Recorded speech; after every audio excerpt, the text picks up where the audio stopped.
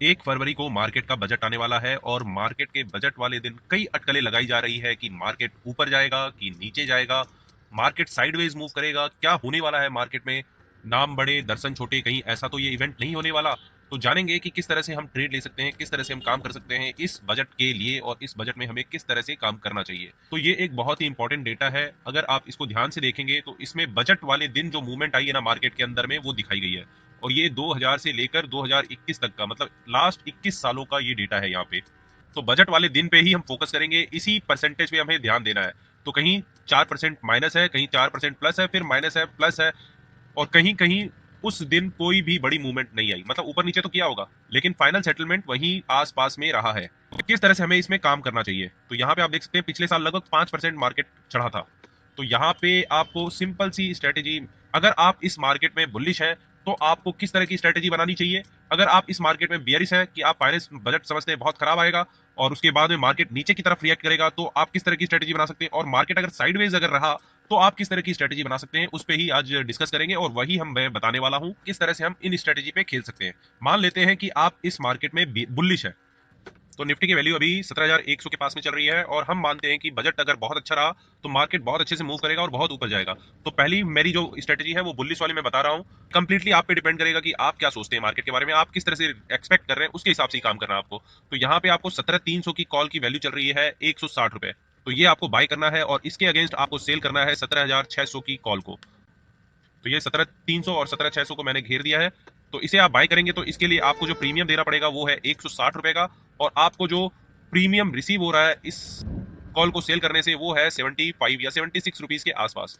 तो इस दोनों का जो डिफरेंस है वही आपका मैक्सिमम लॉस हो सकता है। तो ये टोटल जो लॉस है वो आपका 84 रुपीज का लॉस हो सकता है, और यहाँ गेन आपको कितना हो सकता है वो भी जान लेते हैं। उससे पहले मैं बता देता हूँ कि अगर 84 रुपीज का लॉस है और लॉट साइज है 50 रुपीज का, तो आपका मैक्सिमम लॉस 4200 का हो सकता है।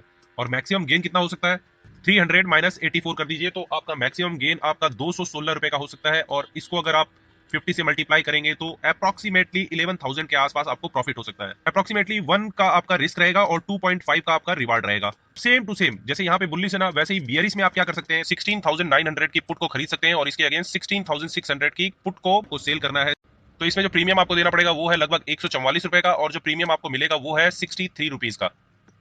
तो ये दोनों का 144 माइनस 63, ये आपका मैक्सिमम रिस्क है जो 81 रुपीज के आसपास आता है। तो लगभग आपको 4,050 रुपए का मैक्सिमम लॉस हो सकता है। और आपको गेन कितना का हो सकता है मालूम है, 219 रुपए का आपका मैक्सिमम गेन हो सकता है, और ये अमाउंट अप्रोक्सीमेटली वही 11,000 के आसपास बैठता है।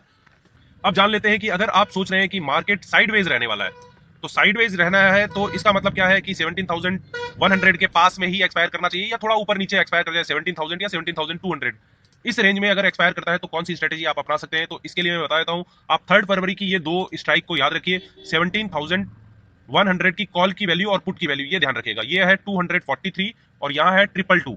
इन दोनों को हम सेल करेंगे, इन दोनों को सेल करेंगे, लेकिन हमें क्या है, रिस्क ज्यादा नहीं लेना है, हमें रिस्क ज्यादा नहीं चाहिए। तो इसके अगेंस्ट हम कैलेंडर स्प्रेड बना सकते हैं।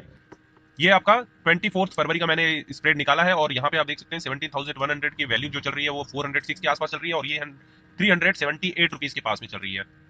तो इन दोनों को आपको बाय करना है और उन दोनों को आपको सेल करना है। अब समझ लेते हैं इसमें रिस्क क्या है, रिवार्ड क्या है और कहां तक आप प्रोटेक्टेड रहेंगे, ये पूरी डिटेल यहाँ पे मिल जाएगी आपको। तो ये सारी की सारी वैल्यू मैंने यहाँ पे फीड की हुई है। ये देखिए आप देख सकते हैं मैंने शॉर्ट किया कॉल को, 17,100 की कॉल और पुट दोनों को शॉर्ट किया है और इन दोनों को मैंने बाय किया है। और यहाँ है अपर और लोअर प्रोटेक्शन, कहां तक आप प्रोटेक्टेड रहेंगे, कहां तक आपको लॉस नहीं होगा। तो 17,670 के पास में अगर जाता है मार्केट तो आपको लॉस नहीं होगा। और लोअर साइड प्रोटेक्शन देखेंगे तो 16,567, मतलब लगभग 16,600 तक अगर मार्केट गया तो आपको लॉस नहीं होगा। तो यहाँ पे मैक्सिमम प्रॉफिट आपका कितना हो सकता है, तो 20,000 का आपका मैक्सिमम प्रॉफिट हो सकता है। और मैक्सिमम लॉस आपका चाहे कहीं पे भी मार्केट जाएगा ना तो मैक्सिमम लॉस आपको यही होगा, 15,950 से ज्यादा आपको लॉस नहीं हो सकता। और ये इसका ग्राफिकल रिप्रेजेंटेशन देख लेते हैं, तो ये इसका ग्राफिकल रिप्रेजेंटेशन है।